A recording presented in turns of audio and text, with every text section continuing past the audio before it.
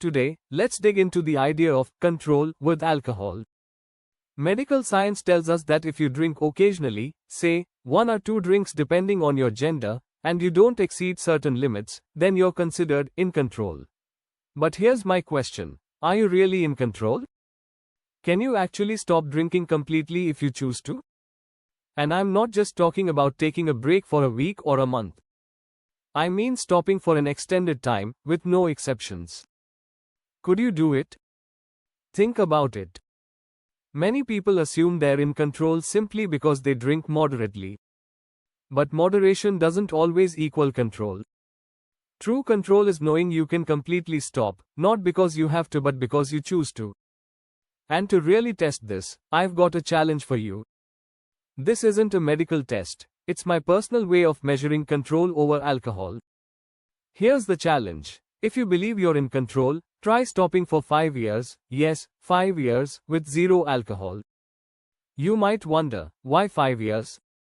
My reasoning is this: if you can go without alcohol for 5 years, you've probably built a mental and physical resilience to a life without it. You've given yourself time to adjust and find other ways to celebrate, relax, or unwind without alcohol. And yes, you might be tempted to start drinking again for social reasons or just out of habit. But if you can make it 5 years without alcohol, you'll likely have a whole new perspective on your relationship with it.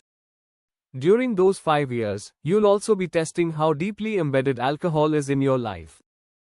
For instance, do you feel pressured to drink because everyone else is doing it?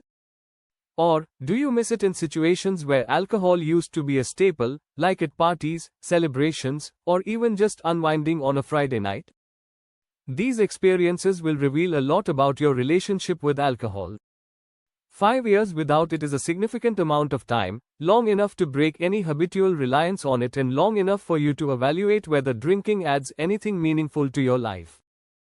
Let's also consider what happens if you can't make it through those 5 years. If you struggle to abstain, if you find yourself rationalizing reasons to drink after a few months, or if you can't make it past a year without feeling deprived, then that might be a signal. Maybe you're more attached to drinking than you thought. This isn't about judgment, it's about self-awareness. Many people assume they're in control simply because they're not drinking heavily. But moderation today can slide into dependency over time, and the path to dependency isn't always predictable or clear. If you think about it, this lack of predictability is what makes drinking so risky. You don't know when or if you're occasional, in control, drinking could shift into compulsive, dependent drinking. And while not everyone who drinks in moderation will become an alcoholic, no one can say for sure that they won't. Life circumstances change, and so do our coping mechanisms. Stress, personal struggles, or even a habit formed over time can be the tipping point for some people.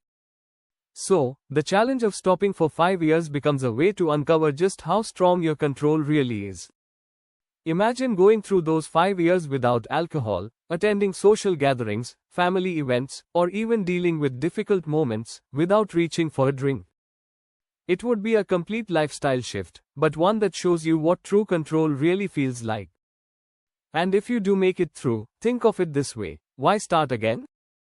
If you're happy without alcohol, if you've learned to navigate life without it, then why go back? You'll have built a strong foundation, one that isn't dependent on any substance. At the end of the day, this test isn't about proving anything to anyone else. It's about proving it to yourself. It's a chance to deeply understand your relationship with alcohol, and the results might surprise you. They could be the key to living a healthier, more intentional life. So, if you're confident in your control, take on the 5-year challenge. You have nothing to lose and everything to gain.